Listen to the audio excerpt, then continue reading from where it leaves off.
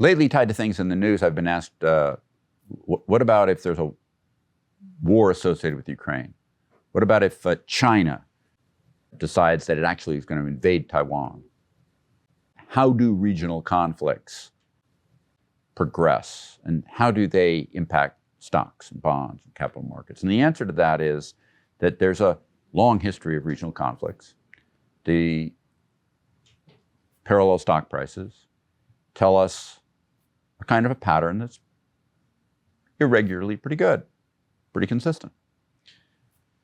There tends to be a certain amount of fear in advance of these kinds of things because no one's ever really wanted, although sometimes we've had, world wars. They've tended to be limited in scale, these regional conflicts. Today, more than ever, because we have such a global economy, nobody wants a world war. The Chinese don't want a world war. The Russians don't want a world war. We don't want a world war in America. Europeans don't want a world war. We're not going to have a world war. But we might have regional conflicts. And the market tends to have some fear of the regional conflict before it starts, and then tends to do pretty well because it does pretty well at pre-pricing, as it does well at pre-pricing all widely known information, at pre-pricing the fact that the outcome of the regional conflict is going to be limited, and the world's going to be fine, and it's going to be over. In recent decades, we've had quite a lot of regional conflicts associated with the Mideast. We've had fears of it associated with North Korea. We've had these two that right now have been in the news a lot as potentials.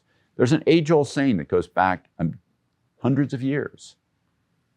Sell on the fear, buy on the bullets. Of course, there's not a lot of bullets today. It's mostly more like bombs. But the reality is that there is a pressure on stocks as fear of this regional conflict starts, that in today's world probably does not create bear market, but it does tend to slow down the progression of the market.